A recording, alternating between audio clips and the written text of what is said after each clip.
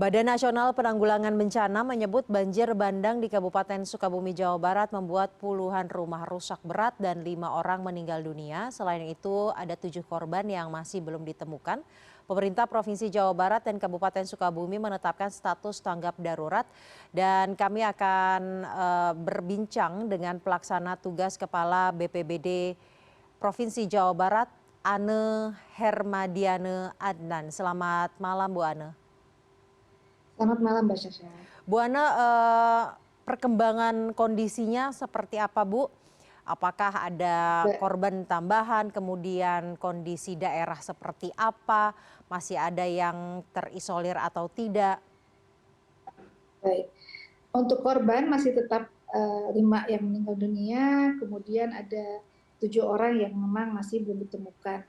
Dan tadi bencana yang terjadi di Sukabumi ini terdiri dari tanah longsor, banjir, angin kencang, dan pergerakan tanah. Nah, ini didominasi oleh tanah longsor. Kemudian yang kedua, pergerakan tanah, kemudian banjir dan angin kencang seperti itu.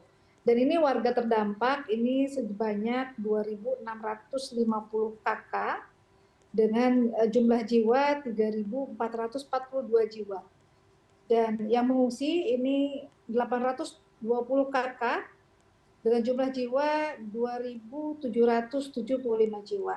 Sedangkan rumah yang terdampak, yang pertama adalah rumah rusak, ini rusak ringan ada 589 rumah, rusak sedang sebanyak 226 dan rusak berat sebanyak 373.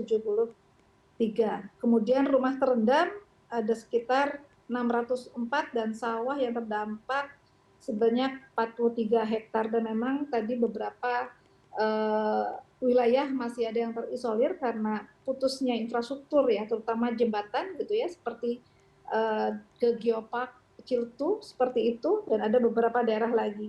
Seperti itu, Mbak Syesa. Ada berapa jembatan, Ibu, yang terputus dan diperkirakan di lokasi yang terisolir tersebut karena akses jembatannya terputus, ada berapa jumlah jiwa? Nah, untuk jumlah jembatan kurang lebih 8 jembatan, dan untuk jiwa ini masih kami hitung. Karena memang sekarang sinyal terputus karena listrik juga terputus sehingga sinyal tidak ada. Jadi kami masih mendata gitu ya, bersama berkolaborasi dengan TNI Polri dan relawan gitu untuk mendata kemudian menjangkau daerah-daerah yang terisolir tersebut. Sejauh ini komunikasinya seperti apa, Bu, dengan daerah-daerah yang terisolir tersebut? Nah, ini masih tidak bisa, Mbak ya.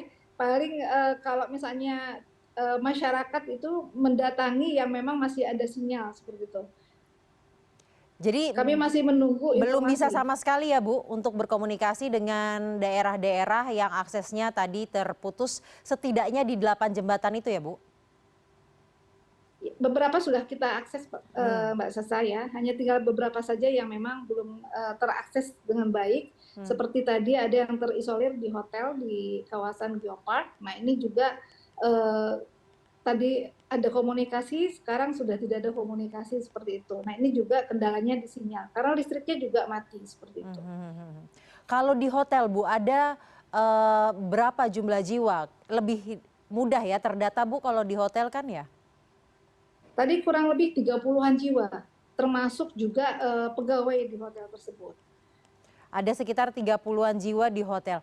Upaya apa, Bu, yang kemudian dapat dilakukan agar mereka bisa terjangkau? Karena kalau jembatan putus apakah bisa lewat lokasi lain atau jalur lain? Ya, ini kami masih terus berkoordinasi gitu ya, Mbak Sasa, karena memang kalau misalnya kita jalur airnya juga masih deras. Nah, kalau air surut baru kita bisa menjangkau daerah tersebut seperti itu. Dan ini tadi sudah diperintahkan juga oleh Kepala BNPB, apapun kita harus menjangkau daerah-daerah tersebut. Seperti itu, minimal kalau misalnya tidak bisa menggunakan kendaraan, kita dengan jalan kaki, tapi tetap kita harus jaga keselamatan diri kita sendiri juga, seperti itu.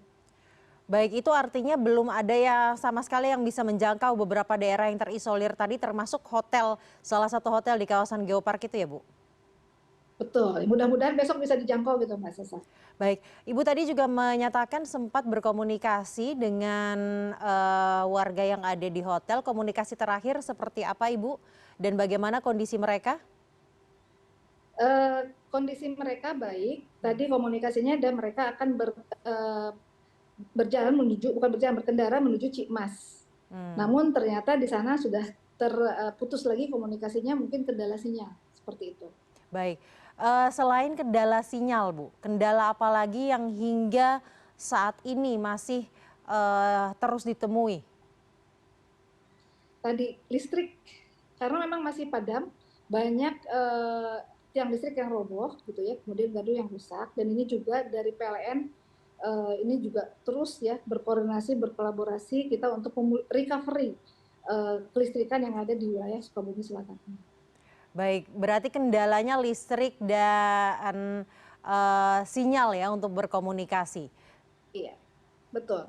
Selain itu Ibu, bagaimana sekarang kondisi warga? Tadi ada sekitar 2.000 lebih warga jumlah jiwa yang mengungsi, bagaimana kondisi mereka di pengungsian?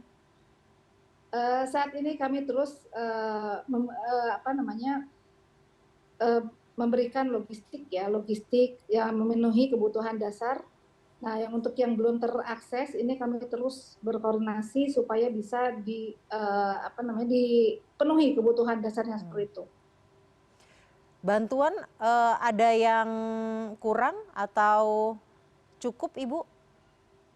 Nah, ini juga karena tadi kita belum mendata secara real, secara akurat karena tadi terkendala komunikasi, kebutuhan mendesak ini kita sebarkan gitu ya kepada klaster logistik karena kami sudah ada klaster logistik untuk dipenuhi dan kita juga sudah ada gudang logistik yang berada di pendopo kabupaten yang berada di Kota Sukabumi seperti itu.